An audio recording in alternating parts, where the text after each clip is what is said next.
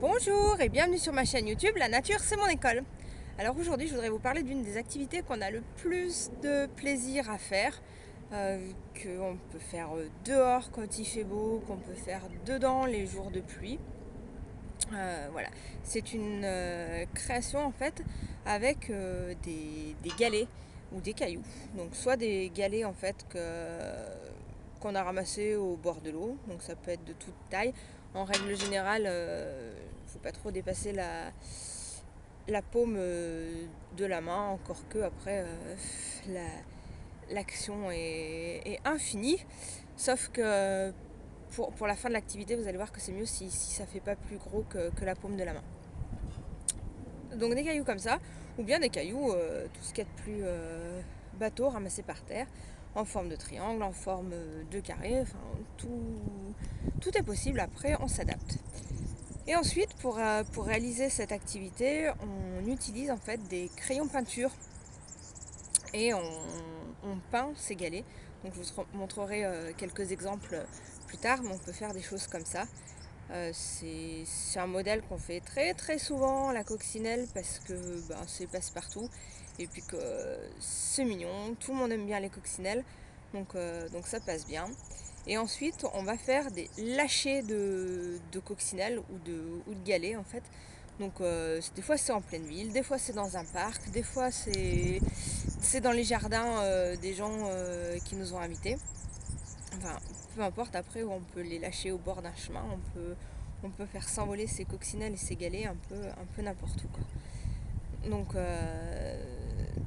donc voilà pourquoi en fait, parce qu'après il faut les porter et pour les cacher en fait c'est quand même plus simple si c'est pas des cailloux qui sont trop énormes non plus. Donc cette activité elle va occuper aux enfants pendant des heures, des après-midi entières, non seulement à les décorer, mais aussi après à aller les cacher. Et les deux sont un réel plaisir quand on va repasser dans la rue ou dans le parc au même endroit et qu'on voit que les galets ont disparu. C'est un deuxième plaisir, quoi. Vraiment, il y a le fait de les créer et puis il y a le fait aussi de voir que ça a plu à quelqu'un et que quelqu'un a pu adopter ce petit message ou ce petit animal. Donc voilà, écoutez, je vous propose de vous montrer quelques exemples qu'on va lâcher prochainement.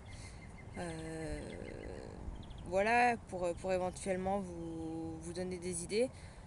Vous pouvez les vernir ou pas. Après, ça dépend de vous. Si vous les vernissez, ils peuvent rester plus longtemps dehors dans un bac à fleurs, par exemple. Et voilà, ça peut être aussi une bonne idée de cadeau pour la fête des mamans. C'est voilà, un petit message, un petit truc qui reste et qui traîne pas forcément dans la maison, mais qu'on peut trouver dans le jardin ou sur les escaliers tous les jours en rentrant. Voilà, ça peut être quelque chose de sympa. Donc vais vous montrer quelques créations pour finir cette vidéo.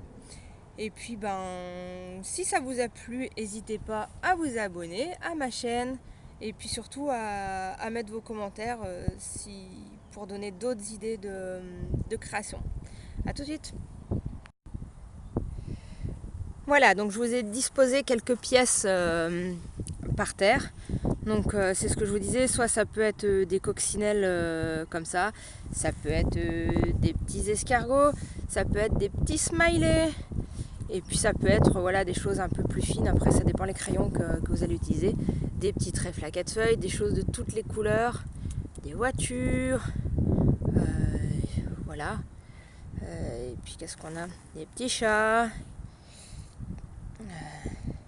Voilà, après ça peut être juste des messages comme gratitude ou tout simplement pour les enfants, c'est plus facile à comprendre, un merci.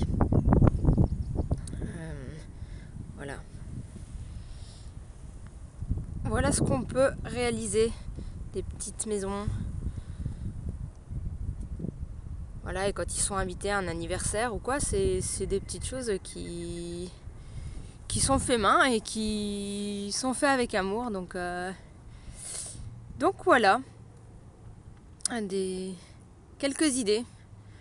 On se retrouve bientôt dans une prochaine vidéo avec une autre activité à faire avec des choses de la nature. Je vous souhaite une très belle fin de journée.